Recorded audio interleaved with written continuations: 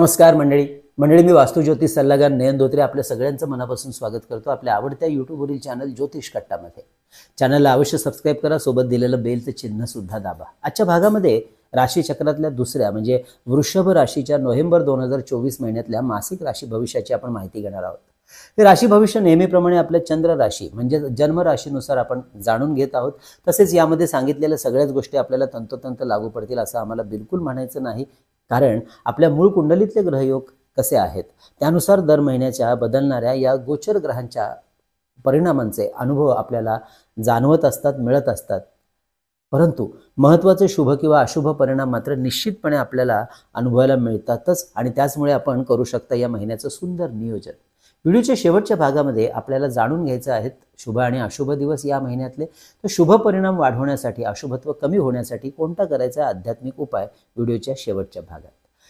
या महिन्याचा दुसरा पंधरवडा आपल्या राशीसाठी अत्यंत असणार आहे खास। आपल्या राशीच्या भाग्यस्थानाचा ग्रह शनी, हा शनी ग्रह 15 नोव्हेंबर पासून मार्गी होत आहे, ज्यामुळे शनीची ही मार्गी चाल आपल्या मंडळींना भाग्याची अचूक साथ मिळवून द्यायला करणार आहे मदत। सध्या शनी ग्रह आपल्या कर्मस्थानातून गोचर भ्रमण करत आहे, म्हणजेच 10व्या घरातून, ज्यामुळे आपल्यावर कामाच्या ठिकाणी काही नवीन आणि महत्त्वपूर्ण जबाबदाऱ्या, मान सन्मानाच्या जबाबदाऱ्या आपल्या अंगावरती येतील, ज्या आपल्यासाठी असणार आहे किंबहुना आपल्या प्रामाणिक कार्याचा गौरव ठरणार आहे। आणि हाच तो कालखंड आपल्यासाठी असणार आहे आपल्या ध्येयाच्या दिशेने यशस्वी वाटचाल सुरू होण्यासाठी। आपल्या राशीचा स्वामी ग्रह सध्या कुंडलीमध्ये 7व्या घरातून गोचर भ्रमण करतो आहे आणि तो 6 नोव्हेंबर पर्यंत करणार आहे। त्यानंतर मात्र शुक्र येतो आहे कुंडलीच्या 8व्या घरात, ज्यामुळे जीवनातील काही बदल अगदी अचानकपणे होताना दिसतील। आर्थिक बाबतीमध्ये काही जुन्या गुंतवणुकीतून लाभ या काळात पदरात पडताना दिसतील। आर्थिक उत्पन्न वाढवले जातील। नोकरी व्यवसायामध्ये नवीन आर्थिक स्रोत निर्माण होतील। असं असलं ना तरी मंडळी अचानकपणे काही खर्च सुद्धा दत्त म्हणून आपल्या समोर येतील, त्यामुळे आपल्याला अचूक आर्थिक नियोजन करूनच या महिन्यामध्ये चालावं लागणार आहे। वायफळ खर्चाला आळा घालावा लागणार आहे। काही नवीन गुंतवणूक करणार असल्यास योग्य माहिती घेऊन गुंतवणूक करायची असेल। कुठल्याही लोभाला बळी पडून गुंतवणूक करणार असाल तर कृपया ते टाळायचंच आहे, नाहीतर नुकसान फार मोठं होईल। ज्यांच्या मूळ कुंडलीमध्ये धनलाभाचे योग आहेत त्यांना अचानकपणे वारसा हक्काने धनप्राप्तीचे योग या काळामध्ये अनुभवायला मिळतील 8व्या घरात आलेल्या शुक्र ग्रहामुळे। कामानिमित्ताने, व्यवसायानिमित्ताने परदेश गमन करण्याची संधी सुद्धा हा शुक्र आपल्याला मिळवून देईल, त्यामुळे ही संधी आपण मात्र सोडू नका। आपल्यासाठी धनकारक राहील ही संधी। म्हणजे हे सगळं खरं असलं तरी महिन्याच्या पहिल्या पंधरवड्यात म्हणजे 16 नोव्हेंबर पर्यंत रवीचं नीच राशीतून होणारं गोचर भ्रमण सरकारी नियमांच्या बाबतीमध्ये काटेकोरपणा ठेवण्याची मात्र कडक सूचना करतो आहे। वृषभ राशीच्या 6व्या स्थानातून रवीचं हे गोचर भ्रमण आपल्या आर्थिक व्यावहारिक संबंधांना इजा करू शकतं, त्यामुळे या काळात म्हणजे पहिल्या पंधरवड्यात कुठल्याही प्रकारची आर्थिक कामं, गुंतवणूक, कर्ज देणं किंवा घेणं याविषयी सावधानता ठेवणं अत्यंत गरजेचं राहणार आहे। त्याचप्रमाणे पैशाशी संबंधित कामकाज करतेवेळी संयम राखूनच चालावं लागणार आहे। थोडा वेळ अशा कामासाठी आपल्याला लागू शकतो, हे लक्षात ठेवून कामकाज करायचं आहे। लोभाला बळी पडून गुंतवणूक करायची नाही। तर विद्यार्थ्यांनी आपल्या आरोग्याच्या संदर्भामध्ये काळजी घ्यायची आहे। रात्रीचं जागरण टाळलेल्या विद्यार्थ्यांनी बरं राहील। घराच्या किंवा वाहनाच्या बाबतीमध्ये खरेदीचे काही निर्णय जर आपण घेणार असाल या 15 दिवसात सुरुवातीच्या, तर आधी संपूर्ण माहिती घ्या, एकदम जाऊन व्यवहार करू नका। या काळामध्ये शक्यतो नवनिर्माण कार्याच्या संदर्भात सबुरीने घ्या, हेच आपल्या हिताचं राहील। तर आपल्या आईच्या आरोग्याविषयी सुद्धा काळजी घ्यावी लागणार आहे। आईबरोबर कुठल्याही प्रकारचे वैचारिक मतभेद होणार नाहीत, याकडे दुर्लक्ष करून चालणार नाही। काही मतभेद असतीलच तर ते बोलून संवाद साधून सोडवणं उत्तम राहील। मातुल घराण्याबरोबर सुद्धा मंडळी आपल्याला जुळवून घ्यायचं आहे, म्हणजेच मामा, मावशी, आईची आई, वडील यांच्याशी वाद वाढवू नका। आपल्याविषयी महत्त्वाची माहिती नको तेवढी जाहीर करू नका, ज्याचा गैरफायदा आपले गुप्त शत्रू आपल्या विरोधात वापरून आपला त्रास मात्र नाहक वाढवू शकतील। तेव्हा सावध सावध सावध। आणि आपल्या विरोधकांना हलक्यामध्ये घेऊ नका, त्यांच्यावर लक्ष ठेवा। सरकारी नियमांची पायमल्ली करू नका, नाहीतर एखादं सरकारी चालान आपल्या हाती येऊ शकतं, जे मात्र आपल्या अडचणी वाढविल। हे सगळं झालं पहिल्या पंधरवड्यासाठी। थोडक्यात काय तर महिन्याच्या पहिल्या पंधरवड्यात आपल्याला अत्यंत सावधानता बाळगायची आहे व्यवहारामध्ये आणि आरोग्यामध्ये। 16 नोव्हेंबर नंतर 7व्या घरामध्ये होणारा रवी आणि बुध ग्रहाचा शुभ असा बुध आदित्य योग विद्यार्थ्यांना, व्यावसायिकांना विशेष शुभ संधी मिळवून देणारा राहतो आहे. विद्यार्थ्यांना या काळामध्ये परीक्षेतील चांगलं यश मिळवून द्यायला तो मदत सुद्धा करतो आहे. महत्त्वाच्या स्पर्धा परीक्षा या काळात आपल्या गुणांनी उत्तीर्ण होण्याची ग्रहस्थिती अनुकूल वातावरण निर्मिती करत आहे. तर जे व्यावसायिक, medical, fashion, interior, banking, travels and tourism, publication, social media, event management, blog writers अशा क्षेत्रामध्ये कार्यरत आहेत, त्यांनी आपल्या या व्यवसायातील नवीन संधीकडे किंवा व्यवसाय वाढीकडे लक्ष देणं अपेक्षित आहे. काही नवीन निर्णय, काही नवीन विचार, काही नवीन कार्यपद्धती आपल्या व्यवसायात जर आपण अंमलामध्ये आणू इच्छित असाल तर अवश्य त्याबद्दलचे प्रयत्न वाढवा. जी मंडळी प्रेमसंबंधात आहेत आणि लग्नाच्या विचारात आहेत, त्यांनी सुद्धा हा दुसरा पंधरवडा आपल्या विवाहाचा निर्णय घ्यायला हरकत नाही, अर्थात आपल्या कुटुंबाच्या सहकार्याने आणि त्यांच्या सल्ल्याने. नवीन नातेसंबंध जुळून येण्यासाठी, नवीन ओळखी तयार होण्यासाठी, नवीन ग्राहक वर्ग तयार करण्यासाठी हा दुसरा पंधरवडा आपल्यासाठी विशेष शुभ लाभ वाढवणारा असणार आहे. त्यामुळे आपल्या कार्याची आणि व्यवसायाची जाहिरात, प्रसिद्धी करण्यासाठी ही अचूक वेळ असणार आहे. ज्यांना नव्याने व्यवसायामध्ये पदार्पण करायचं आहे त्यांच्यासाठी सुद्धा हा सेकंड हाफ, दुसरा आठवडा कालखंड निवडू शकता. आरोग्याच्या संदर्भात महिन्याच्या पहिल्या पंधरवड्यात मात्र स्किन इन्फेक्शन, किडनी, मूत्रपिंड, मूत्राशय, कफ, सर्दी, खोकला, व्हायरल इन्फेक्शन, लिक्विड इन्फेक्शन या संदर्भातले आजार मात्र सांभाळावे लागणार आहेत. पाण्यातील बदल्यामुळे होणाऱ्या आजारावरती लक्ष ठेवा. पथ्य पाणी सांभाळावंच आहे. महिन्याच्या पहिल्या पंधरवड्यात आपल्याला लोकांशी संवाद साधताना सुद्धा काळजी घ्यायची आहे. कुठेही व्यवहारामध्ये विसंवाद होणार नाही याची काळजी घ्यावी लागेल, नाहीतर त्यामुळे आपलं मानसिक ताणतणाव मात्र अवश्य वाढतील. हे लक्षात ठेवून चालायचं आहे.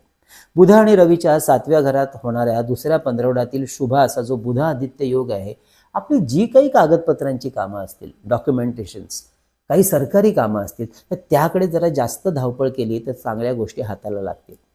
मंगळ ग्रह संपूर्ण महिन्यासाठी पराक्रम स्थानातून कर्क या त्याच्या नीच राशीमधून गोचर भ्रमण करणार आहे. अशा वेळेला आपल्या भावंडांशी मात्र आपल्याला जुळवून घ्यावं लागणार आहे. तर प्रवासात आपल्याला आपल्या मौल्यवान वस्तूंची काळजी घ्यावी लागणार आहे. याकडे जरा जास्त लक्ष द्या.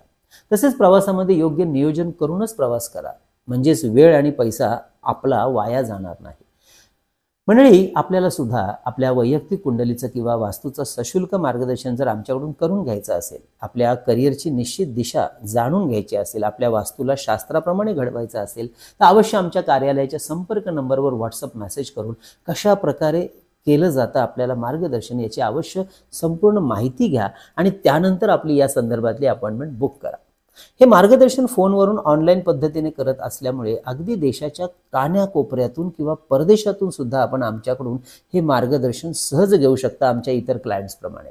संपर्क नंबर त्यासाठी 9892156163 थंबनेलवर आणि खाली डिस्क्रिप्शनमध्ये नेहमी दिलेला असतो.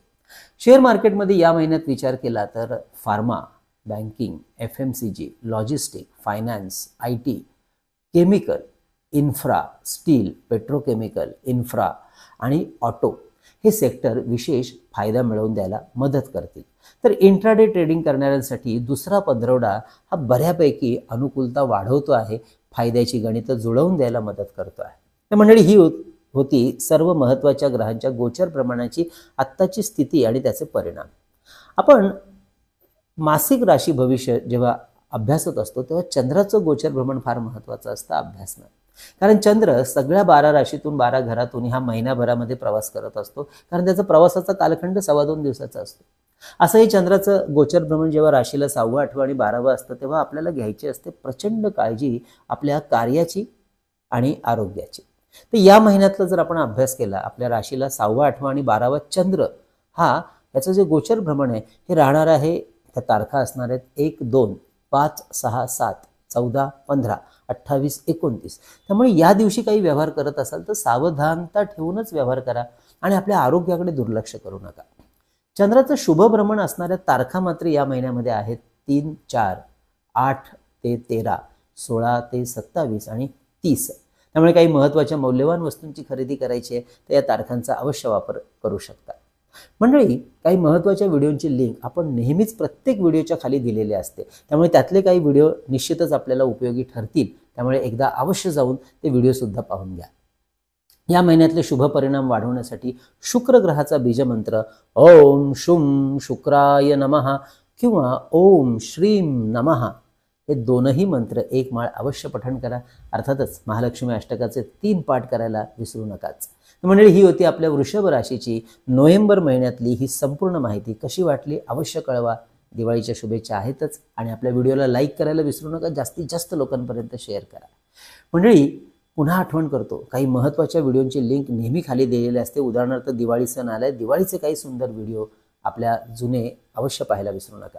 आपल्या ज्योतिष कट्टाच्या वतीने विविध स्तोत्र आणि मंत्र यांचं संकलित केलेलं अप्रतिम पुस्तक म्हणजे चैतन्य लहरी भारतात कुठेही मागवायचं असेल तर आमच्या संपर्क नंबरवर 331 रुपये फोन पे करून त्याचा स्क्रीनशॉट, तुमचा संपूर्ण पत्ता, पिनकोड नंबर सहित आम्हाला व्हॉट्सअप करून पुस्तक मागवू शकता. त्याचप्रमाणे परमपूज्य टेंभेस्वामी महाराजांनी रचलेला अप्रतिम ग्रंथ श्री सप्तशती गुरुचरित्र सार 151 रुपये फोन पे करून आपण अवश्य मागवू शकता. मंडळी, तसेच शुभ मुहूर्तावर अभिमंत्रित आणि सिद्ध केलेली विविध प्रकारची रुद्राक्ष, विविध ग्रहांची यंत्र, विद्यार्थ्यांसाठी गणेश रुद्राक्ष, सिद्धी गणेश यंत्र, सरस्वती यंत्र, तर आपल्या ऐहिक सुखासाठी आपल्या वास्तूत आणि कार्यालयात आपण ठेवतो ते श्रीयंत्र, कुबेर यंत्र, वास्तुदोष निवारण यंत्र, अन्नपूर्णा यंत्र, मेरुश्री यंत्र, लक्ष्मी कवडी, बरीचशी यंत्र याच्यावर आम्ही काम करत असतो. आपल्यालाही मागवायची असतील तर आधी व्हॉट्सअप करून माहिती घ्या, यंत्राविषयी जाणून घ्या आणि त्यानंतर आपली अपॉइंटमेंट बुक करा. मंडळी, यावेळेला आमच्या ज्योतिष कट्टाच्या वतीने अतिशय सुंदर असं धूपदीप पितळेचं पात्र तयार केलंय, ज्याच्यामध्ये तांब्याच्या 2 वाटा बसवलेल्या आहेत. एकामध्ये कापूर, त्याबरोबर एक छान लवंग आणि दुसऱ्यामध्ये शुद्ध गाईच्या तुपामध्ये भिजवलेली कापसाची वात, असे दोन्ही अग्नी प्रज्वलित करून आपल्या वास्तूमध्ये प्रदक्षिणा मार्गाने घंटानाद करत, अतिशय कुठलाही आपल्या आवडीचा मंत्रपाठ करत हा अग्नी प्रदर्शन वास्तूला करणं म्हणजे वास्तूतली चैतन्य ऊर्जा वाढवण्यासारखं आहे. आपल्याला सुद्धा हे धूपदीप पात्र मागवायचं असेल तर माहिती खाली डिस्क्रिप्शनमध्ये दिलेली आहे किंवा व्हॉट्सअप मेसेज करून आपण माहिती घेऊन अवश्य ऑर्डर बुक करू शकता. म्हणजे असा राहणार आहे वृषभ राशीसाठी हा नोव्हेंबर महिना. दिवाळीचा हा सण आहेच, पाडव्याचाही आहे. आपल्या सगळ्यांना या दीपावलीच्या अनेक अनेक शुभेच्छा. भेटूया पुढच्या महिन्यामध्ये नवीन विषय म्हणजे आपल्या या राशी भविष्यासाठी, आणि काही नवीन विषय आपण दर वेळेला सादर करत असतो ते पाहायला सुद्धा विसरू नका. दिवाळीचे व्हिडिओ सुद्धा आता प्रकाशित होतील, ते सुद्धा अवश्य पहा. तोपर्यंत कळावे लोभ असावा. धन्यवाद.